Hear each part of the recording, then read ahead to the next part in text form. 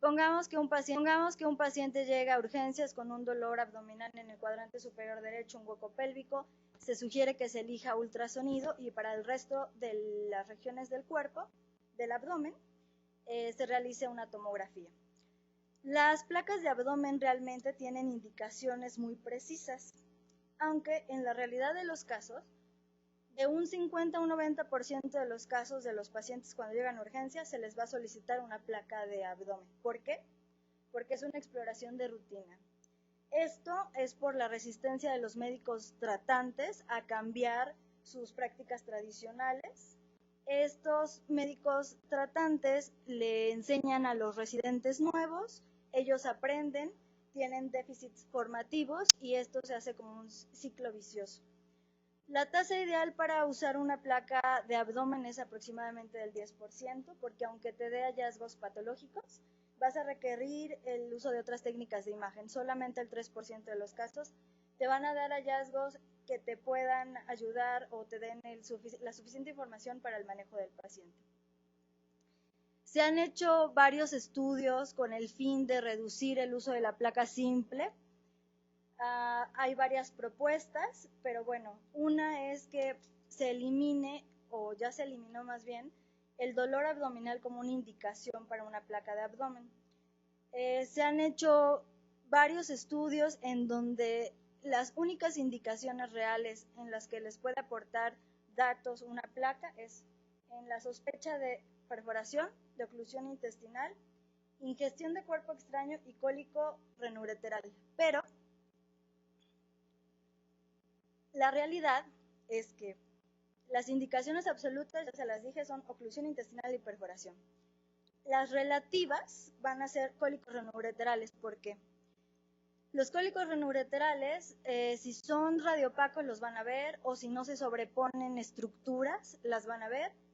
Se supone o se sugiere que en este tipo de casos, cuando es el diagnóstico inicial, se haga otro estudio y que solo sea para seguimiento una placa de abdomen.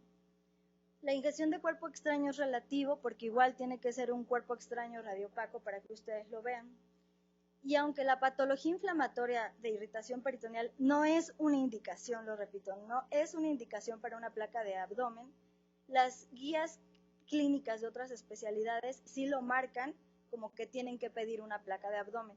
Y sí hay hallazgos pues sugerentes, pero bastante inespecíficos y la isquemia mesentérica. Las proyecciones básicas ya se las deben de saber. Es el decúbito supino, que es la proyección anatómica. Se va a agregar en bipedestación, sobre todo para valorar el cambio del patrón aéreo intestinal. Si el paciente no pudiera estar de pie, se puede pedir una lateral izquierda o también les puede ayudar esta proyección para búsqueda de aire libre cuando el aire libre es en pequeña cantidad. Y también se agrega la tele de tórax porque hasta en un 15% de los casos de dolor agudo de abdomen se deben a patología torácica. Y también les ayuda para los signos de neumoperitoneo. Ahora, para todo estudio radiológico simple, la verdad es que la técnica es indispensable. Si ustedes no tienen una buena placa, no van a poder valorarla de forma adecuada y se les van a ir muchos hallazgos, ¿ok? Tienen que ver que la estructura a tomar esté completa. En el caso del abdomen va desde mi diafragmas hasta el borde superior de la sínfisis del pubis. Sé que en algunos casos esto no se puede cumplir, por ejemplo, por la altura del paciente. Si tuviéramos la clínica o tenemos la suerte que nos den clínica, podemos en algunos casos darle prioridad a la parte superior o inferior del abdomen y si no, se tiene que tomar en dos partes. Tiene que estar bien centrada y la penetración debe ser adecuada para que ustedes puedan valorar las diferentes estructuras del abdomen. Entonces, cada uno de ustedes va a tener una forma sistemática de interpretar. Les sugiero que siempre lo hagan y no se vayan al hallazgo a documentar porque se le van a ir muchas cosas. Pueden empezar de afuera para adentro o viceversa. Tienen que interpretar desde partes blandas, estructuras óseas, los órganos sólidos, cuerpos extraños o calcificaciones anormales y el patrón aéreo del paciente, con el fin de que den el diagnóstico más completo. ¿Ok? Ok, les dividí los signos radiológicos de alarma por placa en 3 partes, en alteraciones del patrón aéreo intraluminal, extraluminar y las calcificaciones o cuerpos extraños. La primera, las alteraciones del patrón aéreo intraluminal se van a referir a alteraciones del tránsito intestinal que cambian como tal el patrón gaseoso del abdomen. En un adulto, la mayoría del gas debe de estar localizado en el colon y sí podemos llegar a ver algunos segmentos cortos de intestino delgado distendidos en el adulto. Se los dividí en hilo localizado generalizado, obstrucción alta y baja. Cada una tiene diferentes hallazgos radiológicos, ¿ok? Ahorita se los digo. En cuanto a oclusión intestinal alta, esta es una de las indicaciones reales de una placa de abdomen. La oclusión va a ser causante del 20% de los casos de abdomen agudo. La sensibilidad por placa simple es del 50 al 90%. Esto depende de muchos factores y va a tener como limitantes pues la determinación exacta del nivel oclusivo o de la causa. Se va a dividir en alta y baja, siendo la más frecuente alta hasta en un 80% de los casos, principalmente por adherencias o hernias, y dentro de las bajas va a ser producida por neoplasias, diverticulitis o vólvulos. Bueno, los hallazgos de una oclusión alta. Los hallazgos radiológicos de una oclusión alta va a ser que van a tener dilatación de los segmentos de intestino delgado, que están próximos al sitio de oclusión y a nivel distal no van a tener gas. En cuanto a cuánto gas van a tener en el marco cólico, depende de las horas de evolución que tenga el paciente. Pueden encontrarlo disminuido o ausente, ¿ok? Pueden alcanzar a ver engrosamiento del patrón valvular como a las asas superiores, que cuando va evolucionando el cuadro se van a hacer lisas. También tienen aumento del espacio interasa y formación de niveles hidroaéreos que tienen una característica. La formación de los niveles hidroaéreos dentro de un mismo segmento van a localizarse a diferentes niveles, dando una morfología en escalera. Otro hallazgo que van a ver son que quedan atrapado gas entre las válvulas coniventes y te forma un signo que es el signo en collar de perlas. Entonces, en este estudio vamos a ver todos los hallazgos que ya les comenté. Entonces, estamos observando la dilatación de los segmentos de intestino delgado localizados en el abdomen superior con aumento del espacio interasa, tienen ausencia del gas en el marco cólico y tienen el signo del collar de perlas. Ahora, para la oclusión intestinal baja, algunas guías te mencionan que lo mejor que puedes tomar es una tomografía de abdomen. En placa simple, depende de las horas de evolución, es el grado de distensión que van a poder encontrar. Y en este caso que les puse, sí se ve la causa. Normalmente pueden no verla. Entonces estamos viendo que no tienen gas distal, que tienen empezado a dilatar el colon descendente y el transverso, tiene distensión de asas de intestino delgado y tienen un cambio de calibre que lo marca la flecha en la parte intrapélvica del colon descendente, ¿de acuerdo? Este paciente se le realizó la tomografía, que es el corte que tiene en superior, y tenía diverticulitis. Otra es una oclusión en asa cerrada. El sigmoides gira sobre su propio eje y hace un vólvulo y les da esta imagen en grano de café. Esa es otra cosa que pueden encontrar. Ok, en cuanto a las asas centinelas o hilios localizados, yo les dije que este no es una indicación, pero se los comento porque clínicamente en la mayoría de esos hospitales se los van a pedir. Entonces se refiere a una asa distendida, dinámica, localizada cerca de la zona de la patología inflamatoria. ¿Ok? Lo más frecuente es que a un paciente que le sospechen apendicitis aguda le van a pedir una radiografía de abdomen en un 50-70% de los casos. No se recomienda su uso, pero sí tiene hallazgos radiológicos que deben de saber, como que tiene un hilio focal. El hilio focal se refiere en la fosa ilíaca derecha, sin embargo, depende de la localización exacta del apéndice, por eso se puede mover, ¿no? Entonces aquí el hilio lo vemos en mesogastrio. También podemos ver escoliosis, este tiene discreta hacia la izquierda y pueden borrarse la línea del psoas derecho. No se debe de usar, no se recomienda y se tiene que utilizar otro método de diagnóstico. Para diverticulitis, pancreatitis y colecistitis aguda se recomienda mucho menos que para apendicitis aguda. No tiene indicación, no hay hallazgos realmente específicos en la mayoría de los casos. Este paciente tenía una cole y se ve una asa fija en hipocondrio derecho que necesitamos a fuerza otro estudio para saber el diagnóstico del paciente. En este caso es un signo radiológico que no muy frecuentemente se ve. Este es un colon cortado. Se ve la interrupción en las dos imágenes del gas a nivel del colon transverso con aumento del espacio gastrocólico porque tenía pancreatitis, pero igual yo les puedo decir que es sugestivo de y necesitamos otro estudio para comprobarlo. Para diverticulitis podemos tener hasta en un 70% de los casos placas normales y solo en el 30% ver hallazgos anormales. Pueden ser desde una asa fija como en la primera imagen, un hilio focal como en la segunda imagen o hallazgos más sugestivos como en el caso previo que les puse. Ahora, de la isquemia intestinal. La isquemia intestinal se sugiere la placa, pero para control, no para inicio.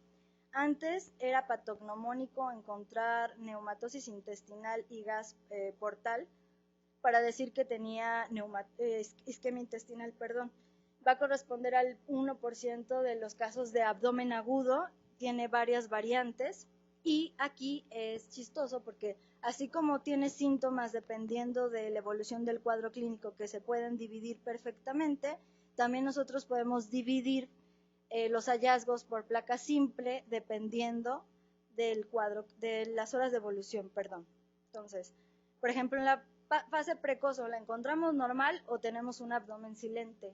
Entonces lo van a ver blanco, blanco como en la primera imagen. En la fase latente van a empezar a distender las asas de intestino delgado, vamos a tener que hay aumento del espacio interasa, engrosamiento de la pared del intestino. Y en la fase final es cuando ven el neumoperitoneo, como en el caso final, en donde tienen neumatosis en el ilion y gas en la vía biliar. Ahora, las alteraciones del patrón aéreo extraluminal es otra de las indicaciones reales de una placa de abdomen. La localización de este aire puede estar en la pared del intestino, en la vía biliar, en el sistema venoso portosistémico o en el parénquima de órganos sólidos.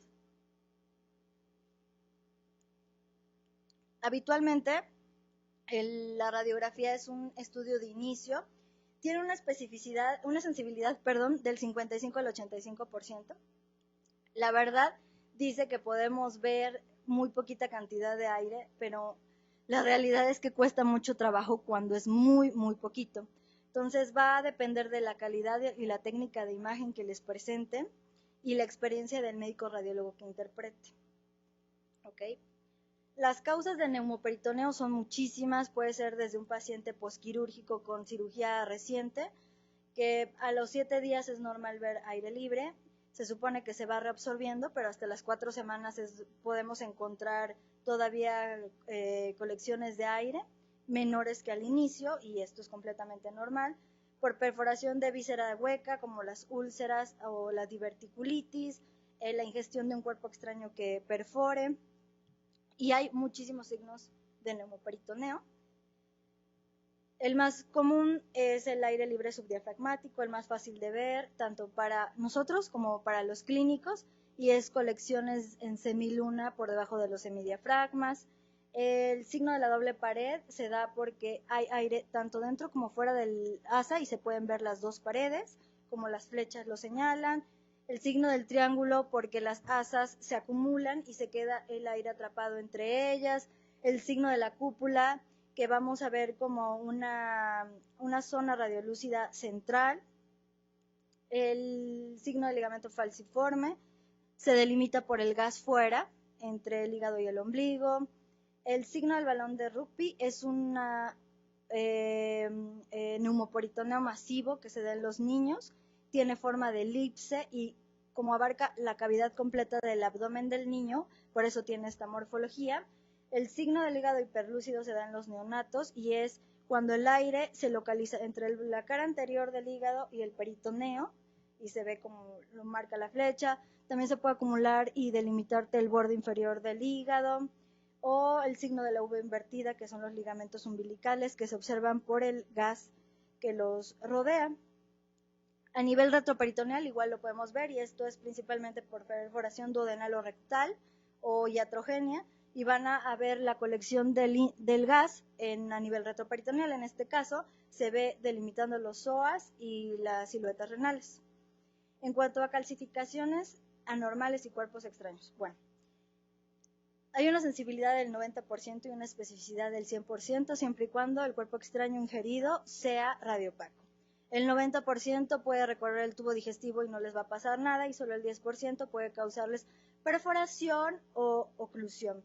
Puede ser involuntario como en los niños o voluntarios cuando tienen intentos suicidas o narcotráficos o algún trastorno psiquiátrico para lastimarse que consumen objetos.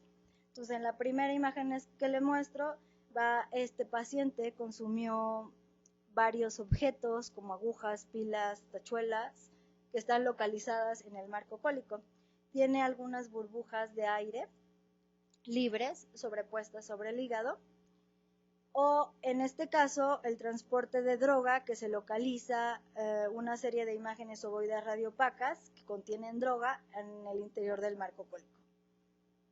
Bueno, de los cólicos renoureterales. La mayoría de las veces se recomienda como seguimiento. Sin embargo, si ustedes tienen un cuadro clínico típico y hematuria, pueden utilizar una placa de abdomen y el manejo terapéutico no va a cambiar. Sin embargo, se recomienda, como ya les dije, para seguimiento. Las calificaciones anormales que van a causar problemas se van a localizar o en el útero o ya cerca de la unión con la vejiga. Tienen tamaño variable, forma variable, bordes igual variables y van a moverse conforme en las diferentes proyecciones, ¿de acuerdo? En este caso, les puse una pequeña calcificación sobrepuesta a la apófisis espinosa de L5. Tiene una litiasis ureteral. En este caso, tiene un lito triangular a nivel yuxtavesical izquierdo, ¿ok? Pero si es un paciente que tiene mucha materia de residuo, a veces no los vamos a valorar, entonces tampoco es útil, por eso es que es de seguimiento. Como conclusión para la placa simple. La valoración de los pacientes basada en los criterios clínicos permiten la selección adecuada del estudio diagnóstico. Una exploración que no aporta información solo puede aportar confusión. Por eso no deben de pedir los clínicos estudios innecesarios. Se sugiere fomentar el diálogo constructivo en sesiones multidisciplinarias con los médicos tratantes para fomentar el papel de nosotros como médicos consultores y también hay que crear pautas para el empleo del uso de la radiología o de la placa simple, plasmarlas en guías y recomendaciones clínicas con el fin de solo utilizar el estudio correcto para el paciente. Por mi parte es todo y sigue mi compañera.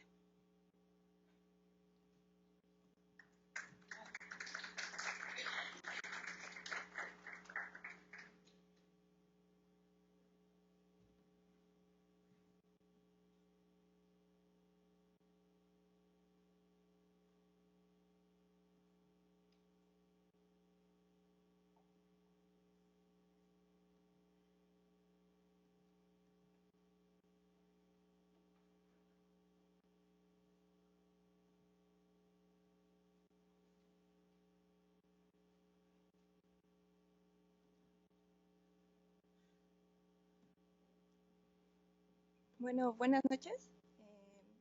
En mi caso, bueno, yo voy a hablar acerca del ultrasonido y su importancia en el abordaje imagenológico de la patología abdominal aguda. Como ya se les había comentado, pues dentro del... Sí, gracias. Dentro del abordaje, pues regularmente el estudio de inicio es la radiología convencional o las radiografías. Y en segundo paso, normalmente los médicos mandan un ultrasonido, pero aquí hay que valorar la importancia o ver cuál es la patología con la que nosotros podemos valorar por ultrasonido. Tenemos que indagar, ¿no? Cuál es el diagnóstico posible. En este caso es importante los datos que nos den los médicos tratantes para enfocarnos en qué patología tenemos que buscar en el paciente. Y pues el objetivo del ultrasonido pues es determinar el tratamiento médico o quirúrgico, y obviamente pues el estudio tiene tanto ventajas como desventajas. Dentro de las ventajas pues sabemos que es no invasivo, no da radiación, es un estudio rápido y de bajo costo. Y dentro de las desventajas pues sabemos que es operador dependiente. Y aquí podemos tener problemas sobre todo con los pacientes que tienen abundante gas, los que tienen obesidad y los que no cooperan. Yo aquí me basé en la patología más frecuente que nosotros en el hospital tenemos, y dentro de ellos pues tenemos la patología de la vesícula biliar, las colecistitis agudas, tenemos la patología del páncreas, en este caso una pancreatitis aguda, la patología renoureteral, o que también involucra la vejiga. En este caso podemos tener las litiasis y las nefritis. El apéndice lo podemos valorar en el caso de una apendicitis, y el colon lo podemos también valorar en pocas ocasiones, pero en este caso pues también podemos llegar al diagnóstico de en un ejemplo de una diverticulitis, que normalmente la que es más frecuente es del sigmoides, y les adicioné dos patologías que en realidad no son tan frecuentes, pero sí las hemos tenido en el hospital, que es las trombosis mesentéricas, porque esas normalmente cuando se sospecha van directo a tomografía. Entonces, y les adicioné un paciente que tuvimos en el hospital que fue una disección aórtica, pero con un diagnóstico, fue enviado con un diagnóstico de una nefritis, pero en realidad pues salió que era una disección aórtica. Y también recordar que es importante, ¿no?, que el ultrasonido nos ayuda a valorar a las pacientes gestantes o en edad reproductiva y a los niños. Y bueno, como ya les había mencionado, la colecistitis aguda litiásica es de las patologías más frecuentes que tenemos en el hospital. Lo que vamos a encontrar principalmente pues son litos dentro de la vesícula con su sombra acústica. Podemos tener un signo de Morphy ecográfico positivo a la hora de que nosotros estamos explorando, un engrosamiento de la pared mayor a 3 milímetros y líquido perivesicular. También podemos tener una colecistitis aguda alitiásica. En el caso podemos tener un poco el lodo biliar, tenemos un engrosamiento de la pared de la vesícula, como ya les había dicho, mayor a 3 milímetros y líquido perivesicular. En cuanto a la pancreatitis aguda, pues podemos encontrar un aumento en el espesor del páncreas. Hay que recordar que el páncreas es lobulado, entonces cuando nosotros estamos explorando, lo podemos llegar a ver liso. Podemos tener una ecogenicidad heterogénea con bandas hipoecogénicas en su espesor, y podemos tener líquido peripancreático, o, ya en dado caso que fuera una pancreatitis más severa, colecciones.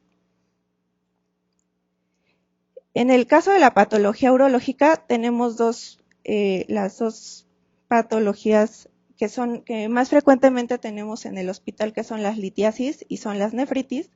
En este caso la litiasis, pues ya sabemos que tenemos que encontrar un lito, que normalmente con el ultrasonido lo podemos ver en la pelvis o en el uréter proximal, o llegando ahí a yuxtavesical o intramural. Entonces, tenemos que encontrar el hito, en este caso lo tenemos en el uréter proximal con su sombra acústica,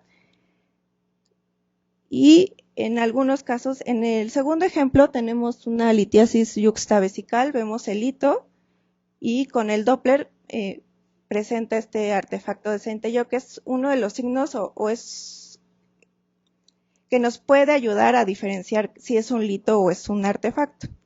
Y en muchos casos podemos llegar a tener ausencia de jet, pero en el caso de que sea un lito poroso puede no tener un patrón obstructivo.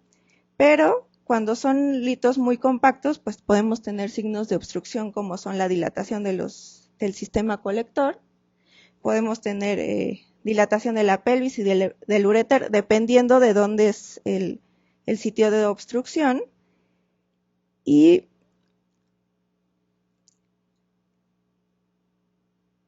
también asociado a líquido perirrenal.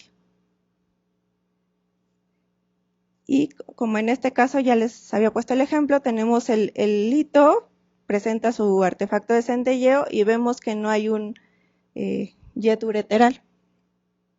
Tenemos el izquierdo, pero el derecho no. En el caso de las nefritis o pielonefritis que normalmente nos mandan los médicos tratantes, pues lo que podemos encontrar es un aumento en el tamaño del riñón y la ecogenicidad puede ser variable. Podemos tener tanto áreas hiperecogénicas o hipoecogénicas dependiendo, ¿no?, del edema que presente el riñón. Tenemos una pérdida de la diferenciación córtico-medular y con el Doppler también puede ser variable. Podemos tener áreas de de un flujo vascular aumentado o un flujo vascular disminuido. Como en este caso, pues tenemos zonas de mayor ecogenicidad hacia el polo superior del riñón, con el Doppler pues vemos que hay una disminución del flujo vascular. Y tenemos asociado a esto pues dilatación del sistema pielocalicial, que aquí hay que tener cuidado porque es no obstructivo. Podemos tener un engrosamiento del urotelio también, y podemos tener zonas o imágenes hiperecogénicas dentro en este caso dentro de la pelvis o el uréter, que es sedimento. Y bueno, dentro de las siguientes, la siguiente patología que es muy frecuente que tengamos en el hospital, pues es la apendicitis. Aquí es importante nosotros ver el apéndice, que podemos tener un apéndice mayor de 7 milímetros, con un espesor de pared mayor también de 3 milímetros. Si está dilatado, puede estar adelgazada la pared, o si está perforado también. Podemos llegar a encontrar una imagen hiperecogénica en su interior, que es un apendicolito. En cuanto a la pared, pues como ya les había dicho, tenemos un engrosamiento de la pared y podemos tener con el Doppler un aumento del flujo vascular, y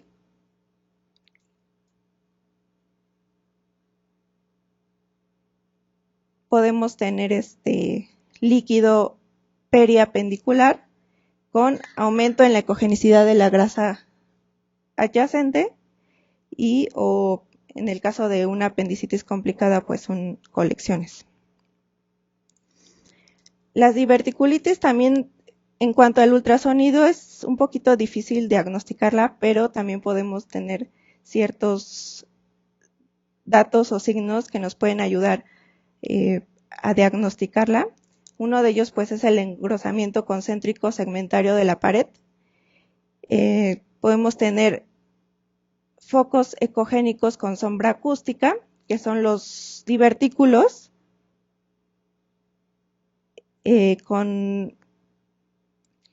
asociado a líquido adyacente, y zonas de aumento de la ecogenicidad, que es por inflamación. También en el caso de una diverticulitis complicada, pues podemos llegar a tener colecciones. Y bueno, aquí les presento uno de los casos que les comentaba. fue un paciente que normalmente una disección aórtica no se diagnostica por ultrasonido, pero en este caso el diagnóstico de envío era una nefritis y pues a la hora de que se revisa el paciente pues se ve en este caso la disección aórtica, lo que podemos encontrar pues una doble luz por desprendimiento de la capa íntima de la aorta en este caso, y con el Doppler tenemos un flujo turbulento. Aparte, este paciente estaba asociado a un aneurisma, entonces era un aneurisma disecante de la aorta. Este ejemplo se los puse porque, como les había dicho, pues es importante los datos que nos da el médico tratante para que nosotros podamos buscar la patología.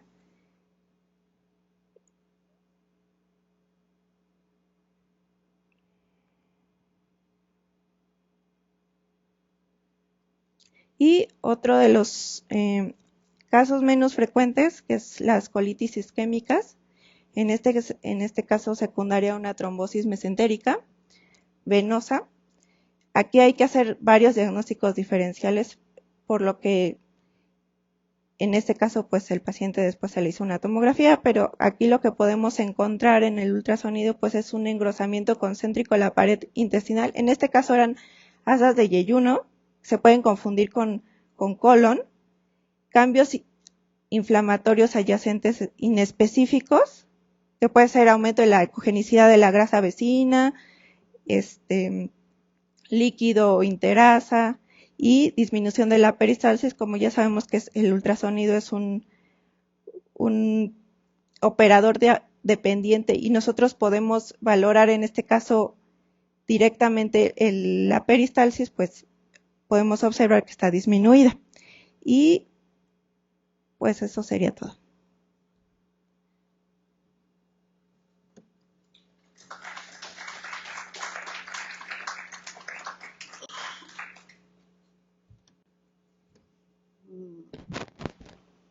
Buenas noches. A mí me toca darles hablarles un poco de tomografía en el abordaje del paciente con dolor abdominal agudo. Ahí estamos. Muy bien. Bueno, para empezar un poquito, ¿no? Con datos generales.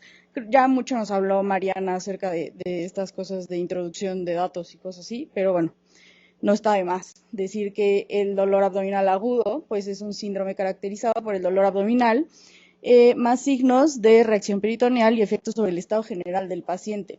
Esto es importante, o sea, ya como mencionaba Mariana y como mencionaba María, cada vez estamos perdiendo más la clínica que nos aporta el médico tratante de los pacientes que nos llegan a urgencia, o bueno, de los pacientes que nos llegan en general al servicio de imagenología. Y muchas veces nosotros somos los que tenemos que hacer de clínicos y aprovechar ahí la presencia del paciente y darnos una vuelta y preguntar los datos que nos van a orientar a buscar una patología en específico, ¿no?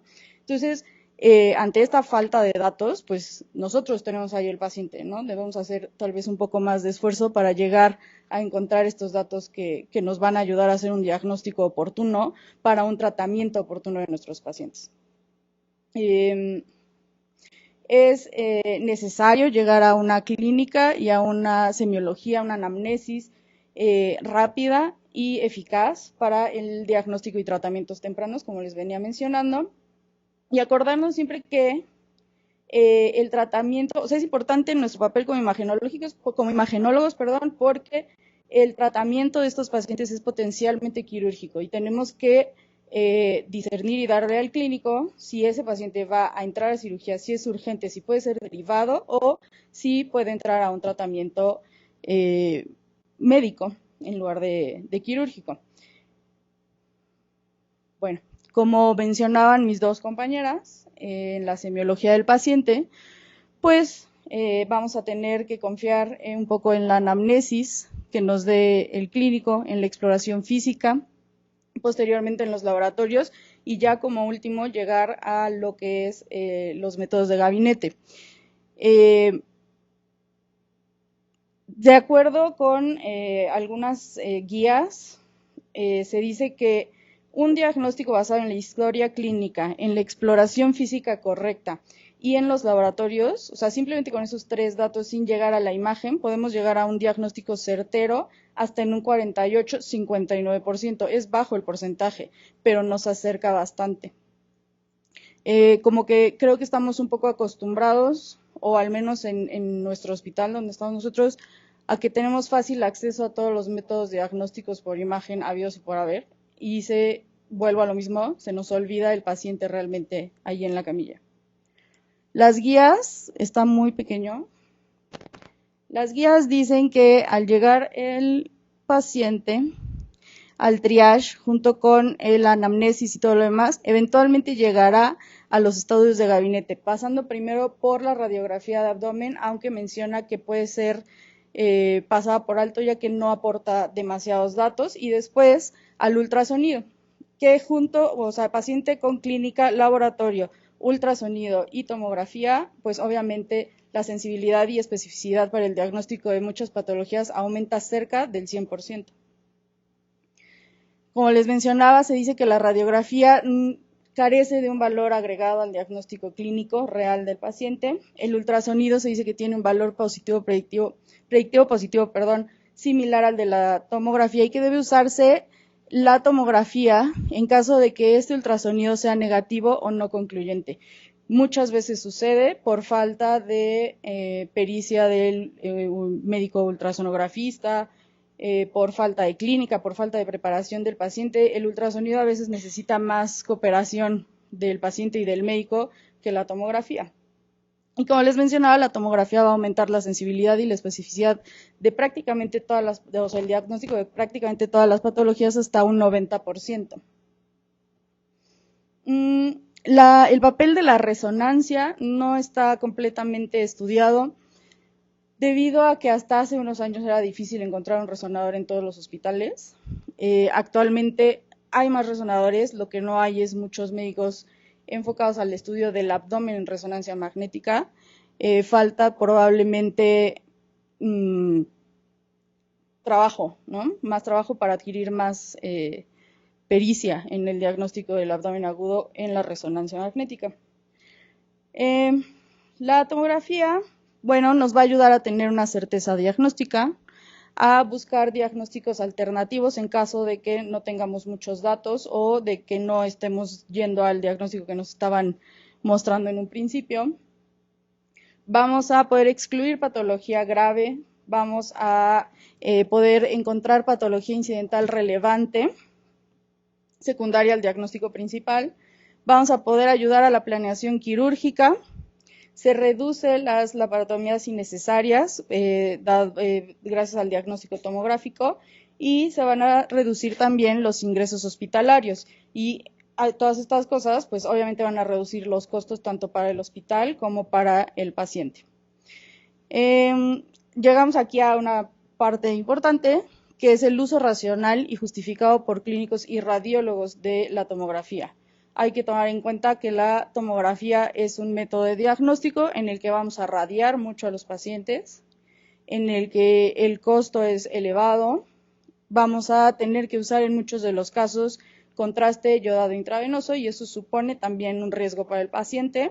Y aunque la disponibilidad es mucho mayor, el costo y la radiación y todo lo demás, pues es algo que a tomar en cuenta individualmente para los pacientes. Obviamente hay que recordar que la tomografía jamás va a ser un método de elección para una mujer embarazada, para un niño, para un nefrópata, a menos que hagamos estudios simples, pero siempre hay que buscar una alternativa y no evitar el abuso de la tomografía.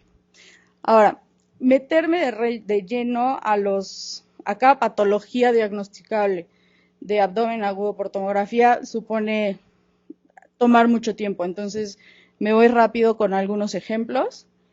El primero que les pongo va en relación al que les mencionaba la doctora María, que llegó con ellos a ultrasonido como una nefritis. Posteriormente lo encontramos nosotros, le hacemos una tomografía sin medio de contraste, para valorar esa disección y ese aneurisma aórtico. Obviamente la tomografía pues, nos va a dar muchísimos más datos de los que podríamos encontrar en un ultrasonido, ¿no? Aquí en este caso, toda esta cantidad de líquido libre pues es en realidad sangre. Hay que confiar en las unidades Hounsfield que nos están dando los equipos. Acá dice las unidades, pero la verdad no alcanzo a ver, pero deberá de estar arriba de los 40, 50 unidades Hounsfield. Y la otra plus que nos da la tomografía pues son los postprocesos que podemos usar, ¿no? Tanto las reconstrucciones angiográficas, volumétricas, MIPS, todo esto, ¿no? Otro ejemplo de patología.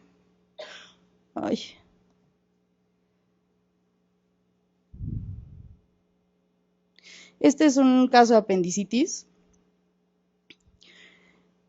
Como pueden ver, este estudio sí es un estudio con medio de contraste intravenoso. Hay que recordar que para administrar medio de contraste intravenoso necesitamos tener preparado a nuestro paciente con ayuno. Se dice que necesitamos 6 horas de ayuno. La verdad es que dependiendo de lo que se come y de la edad del paciente, pues se le puede dar hasta 2, 3 horas de ayuno. No hay que ser tan estrictos. Hay que recordar que son pacientes con abdomen agudo y retrasar el estudio pues tiene una consecuencia, ¿no? Por lo mismo es que no hay que abusar de los contrastes orales. Si a este paciente le damos contraste oral, estamos retrasando todavía más su estudio, cerca de hora y media, ¿no? En lo que se lo toma, pues a un paciente que tiene una apendicitis se tarda 1 hora en tomarse el contraste, si no es que nos lo vomita, es muy renuente a hacerlo y estamos perdiendo tiempo, ¿no? Y es tiempo de estancia en el servicio de urgencias y es retraso en el tratamiento quirúrgico. Entonces, aquí como pueden ver, bueno, les dejo corriendo la reconstrucción coronal y bueno, este es otro caso, no es el anterior. El anterior era un caso más leve de apendicitis y lograron ver la dilatación del apéndice con la presencia de un apendicolito en su interior. Aquí lo que van a ver es uno mucho más grande, que ya tiene, incluso se llega a confundir con el ilion. Perdón, me está costando trabajo porque no veo de frente. Ok, ahí lo voy a dejar. Aquí hay un caso de perivisceritis por apendicitis ya en una etapa mucho más avanzada. Este paciente tiene medio de contraste, se le dio medio de contraste ya que al principio, en el primer barrido que se le había dado, no se identificaba bien si era el ilion dilatado o si era en realidad el apéndice completamente dilatado. Al final era el apéndice que medía cerca de 3 centímetros con apendicolitos en su interior. Y acá podemos ver en la reconstrucción mucho más fácil.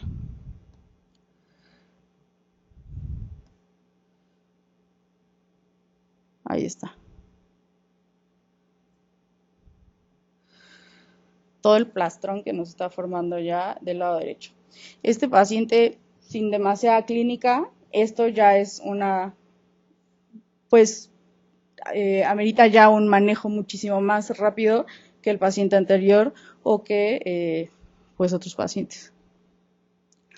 Ok, la colecistitis, si bien la tomografía no es el estudio de elección, básicamente en todas las otras patologías la tomografía nos va a poder dar muchos más datos, pero este no es el caso. Aquí siempre el ultrasonido está de primera.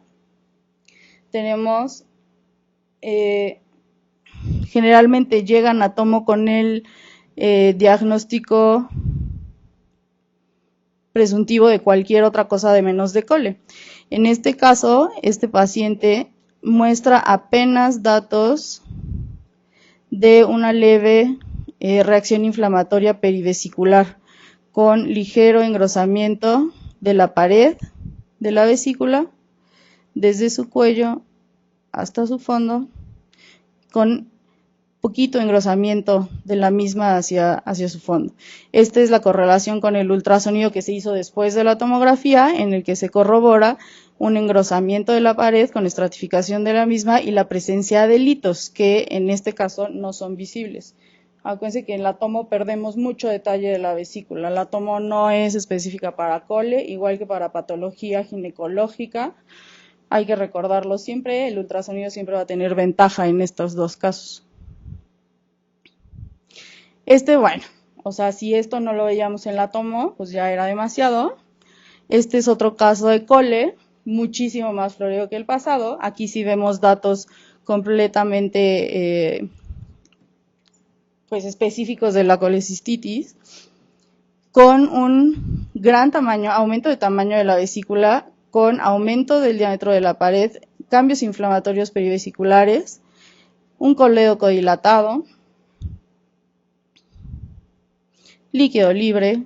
En este caso sí era posible visualizar unos pequeños litos en el interior, en la porción declive de la vesícula. Sin embargo, recuerden que no siempre se van a ver estos litos.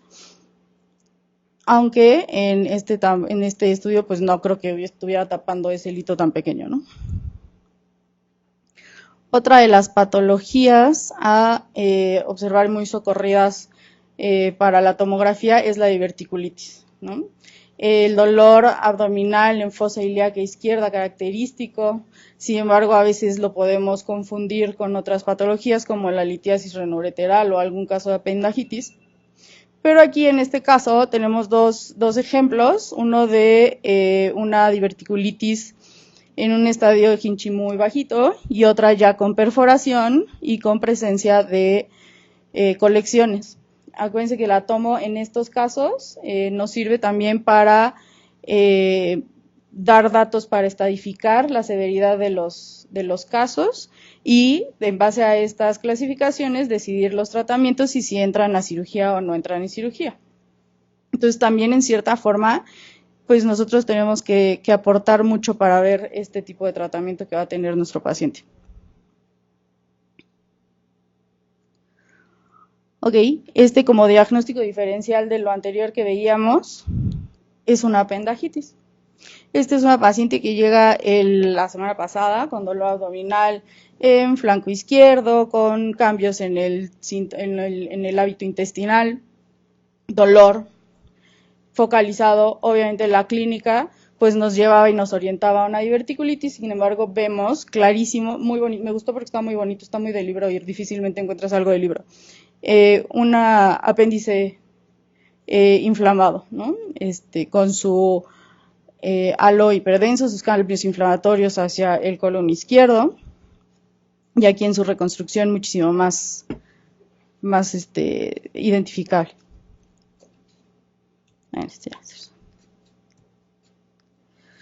Ok, la otra uso de la tomografía, como decía María y Mariana, está en las isquemias mesentéricas.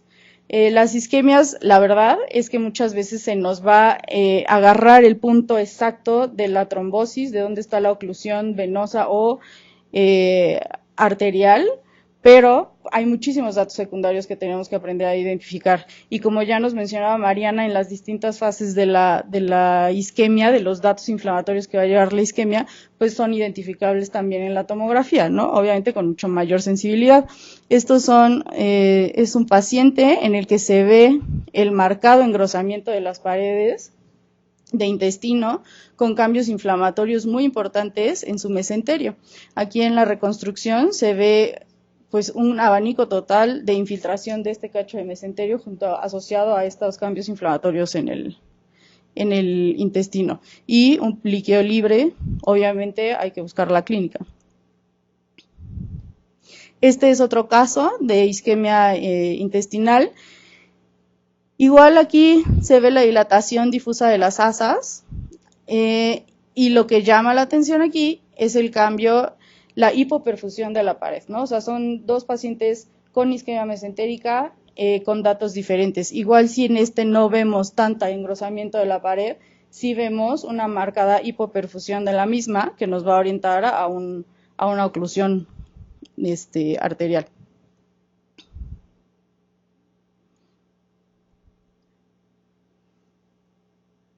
Ese es el mismo. Ok, otro que nos va a llevar a estadificar de alguna forma y de seguimiento son las pancreatitis. Este es un paciente con una pancreatitis leve. Como podemos ver, hay un aumento leve en el espesor del cuerpo del páncreas con una disminución sutil de su realce al medio de contraste. Obviamente vemos cambios inflamatorios hasta en la corredera subfrénico izquierdo, hay líquido, hay engrosamiento de las fascias. Todos estos datos secundarios tenemos que estarlos buscando a propósito. Muchas veces encontrar datos secundarios primero nos lleva a la patología de inicio después, ¿no? O sea, encontrar líquido libre, buscar el líquido libre, buscar intencionadamente la infiltración de la grasa nos va a llevar a la patología principal. Otra es la obstrucción intestinal, como mencionaba también Mariana. Este es un caso de un volvulus del sigmoides, que, bueno, nosotros a falta de la radiografía, pues tenemos nuestro topograma y se ve claramente el signo del grano de café. Y esta sí se las dejo correr porque se ve muy bonita y tenemos el signo de la torsión de los vasos mesentéricos en el sitio de torsión del volvulus. Igual y en un estudio de tomografía en un axial no es tan fácil identificar el volvulus o la zona volvular, sin embargo, si buscamos los signos específicos es mucho más fácil. Corre muy rápido, pero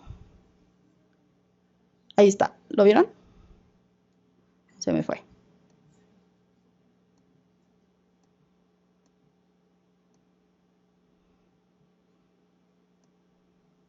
Ahí está. El signo de la torsión de los vasos mesentéricos, pues característica de un volvulus. Otra patología es la renoureteral, como ya mencionaban. Este es el caso de son dos pacientes diferentes. Las dos son nefritis bacterianas. Del lado que está corriendo, de su lado izquierdo, es una nefritis izquierda con cambios inflamatorios perirrenales. Hay que recordar que en la nefritis pues vamos a encontrar áreas de hipodensas mal definidas que si le aventamos o tenemos duda le podemos echar un barrido muchísimo más tardío, incluso de horas, o sea, muchas horas más tardío, ¿y qué va a pasar? Va a realzar y nos va a quitar la duda de si esas eran áreas de nefritis o de cualquier otra patología diferencial. Y de este lado es una nefritis complicada con la presencia de abscesos perirrenales que irrumpen el sistema colector. Entonces, básicamente podríamos estar hablando de una nefritis enfisematosa. Este gas llegaba hasta la vejiga, ya no se las puse porque era muy largo, pero vean cómo una nefritis puede dar tantos cambios inflamatorios para llegar como a un abdomen agudo. O sea, esto ya es, la nefritis del principio de la del lado izquierdo es una nefritis leve. Esta ya es una urgencia de tratamiento e incluso puede llegar a ser una urgencia quirúrgica. Este paciente entra a drenaje de esas colecciones que tiene porque no reacciona, no responde a tratamiento. Entonces, este paciente es de apenas unas 2 semanas atrás, no mucho tiempo. Pero como una misma patología, dejándose avanzar, puede llegar a implicaciones mucho más severas, ¿no? Ok, de las más fáciles, la litiasis. Esta clínicamente, pues tiene datos muy característicos. Yo he vivido un cólico renoureteral y de verdad es la cosa más espantosa y creo uno que se está muriendo. Y es muy clásico, ¿no? Luego llegan así, no, pues probable lito, no, o sea, alguien que está teniendo un lito de verdad, el clínico sabe que está teniendo una litiasis. Aquí vemos el aumento del tamaño del riñón izquierdo con la dilatación ureteropielocalicial, con todos los cambios inflamatorios, líquido libre en la corredera, el engrosamiento de las fascias. Vemos litiasis calicial de ese mismo lado y aquí en la unión ureterovesical, que ya se me pasó, aquí, una gran piedra, ¿no? Esta es fácil, hay muchas, recuerden que no vamos a tener la garantía de que sean, muchas son flebolitos que vemos en trayecto, pero que no estamos seguros, y ahí es cuando tenemos que valorar entonces ya meter un medio de contraste endovenoso. pensando en la disminución de la radiación de los pacientes, lo aconsejable es no aventar que la fase simple completa, que la fase arterial completa, la nefrográfica y después la eliminación. Nosotros en el hospital hacemos fases duales para evitar tiempo y para evitar radiación. Generalmente combinamos una fase nefrográfica con una de eliminación, entonces terminamos haciendo únicamente 2 barridos a los pacientes y es muchísimo más rápido y es bastante efectivo. Y bueno, ya nada más para... este era el último caso que les traje como de rápido. Solamente recordar que la tomografía es un estudio bellísimo, es un estudio que nos da anatómicamente muchísimos datos, nos da muchísimos datos para clínicos, para médicos, internistas, para cualquier especialista. De verdad es un estudio muy socorrido y lamentablemente han abusado de la tomografía. Se abusa de su uso porque no quieren hacer mayor esfuerzo con el uso de otros estudios, porque quita tiempo, ¿no? O sea, porque es más rápido el acceso a la tomografía. Nosotros en el medio privado, pues la verdad es que la mayoría de los pacientes vienen con seguro, entonces no se piensa mucho en el cargo económico que tiene para el paciente, pero en un medio privado, o sea, lanzar tomografía a destajo sí tiene una implicación bastante fuerte, tanto para costos para el hospital como para los pacientes. Entonces, obviamente está aunado a la radiación, al riesgo de nefropatía por contraste y al retraso en el diagnóstico y tratamiento al dar contrastes orales innecesarios y al hacer estudios innecesarios, pues es algo que tenemos que tener en cuenta, residentes tanto adscritos, para no abusar jamás de este estudio. Obviamente la resonancia, pues no traemos nada de resonancia, pero sí hay que recordar que está guardada para casos específicos, como ya les mencionaba, ¿no? Y valdría la pena que en un futuro se hiciera tal vez más trabajo de resonancia, tal vez más adelante podamos traer algo de resonancia con más calma en el estudio del abdomen, ¿no? En general, no solo del abdomen agudo. Pero bueno, muchas gracias. Dígame. En el caso de la nefritis vi que los estudios tienen contraste. Sí. No hay alguna contraindicación. No, nosotros para el estudio de cualquier paciente que vayamos a administrar medio contraste endovenoso pedimos el ayuno. Como les mencionaba, depende, no somos muy estrictos dependiendo de lo que vayamos a hacer, pero generalmente 4 horas y para el cuidado del riñón pues una creatinina reciente. Generalmente, pues estos pacientes van a traer una creatinina un poco alterada porque traen un daño renal ya, pero son pacientes generalmente sanos, ¿no? Entonces, tratándolos después con un poco de hidratación, la verdad es que no hay mayor problema, o nosotros no hemos tenido mayor problema. Para la nefritis, o sea, la verdad es que si en estos pacientes no metemos medio de contraste, no se ve. O sea, vamos a ver los cambios inflamatorios perirenales, pero difícilmente vamos a ver realmente un área de nefritis, ¿no? Obviamente en el caso de la enfisematosa, pues ya, esa yo creo que sin contraste sí lo hubiéramos visto, ¿no? Pero sí, de preferencia sí, administrar medio contraste. Gracias. No de qué. Nada más. Yo. Bueno, felicidades por la plática a las 3. Muchas gracias. Bastante ilustrativa y para algunos también un recordatorio en muchos sentidos. Y creo que algo que hay que destacar, doctora, de lo que usted dijo ahorita en su participación, es, por ejemplo, esto de las preparaciones. Son importantes. El ayuno, que la vejiga, que la creatinina, pero hay que recordar que estamos hablando de patología abdominal aguda. Muchas veces podemos adelantar. Un ejemplo, y porque hay colegas, tenemos que reconocer también, nosotros habemos colegas que paciente con dolor abdominal agudo, cuadrante superior derecho, ¿cuántas horas tiene de ayuno? No, tiene 3 horas, no, hasta las 6 horas. Uh-huh. Oye, pásalo, revísalo inmediatamente, igual y no necesitas tener ayuno para ver la piedra ahí clavada. ¿no? No sé, Claro. la patología que sea. Entonces, también nosotros tenemos que ponernos también en el papel del paciente, en el sentido de que no siempre esperarnos a que cumpla con todo eso, quizá la patología ya la podemos ver. Si no la podemos identificar al momento, bueno, ya ahora sí hay que esperar, ¿no? Pero ya Exactamente. verificamos que algunas situaciones no estén, o como no es que no hay, no hay laboratorio, no ha salido la creatinina. Bueno, podemos avanzar con el estudio simple, quizá con eso ya sea suficiente, ¿no? Así es. A veces también tener ese criterio.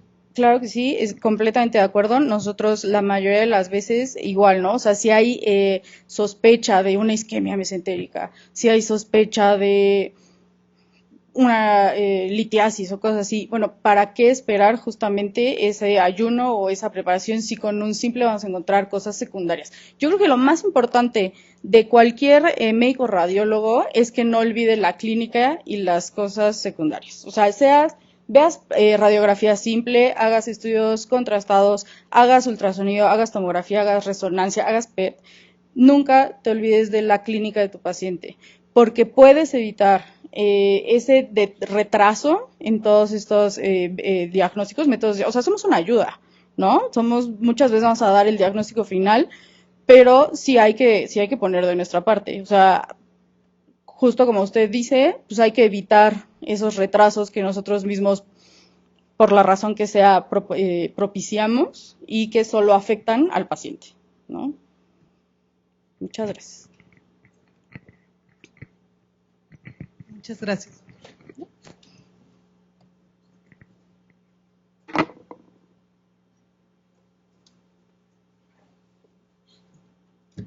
Bueno, para terminar, voy a entregar los reconocimientos a las doctoras. Presencialmente, aparte de las personas que están aquí presencialmente, hubo 40 personas vía streaming. No hay ninguna pregunta y quiero agradecerles a la doctora Mariana Quiroz Alcaraz, ahora sí dije bien su nombre, doctora, y le doy su reconocimiento, por favor.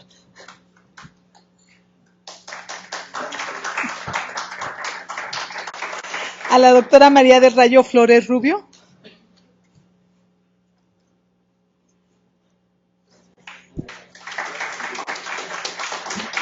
Y a la doctora Mónica Isabel González Flores.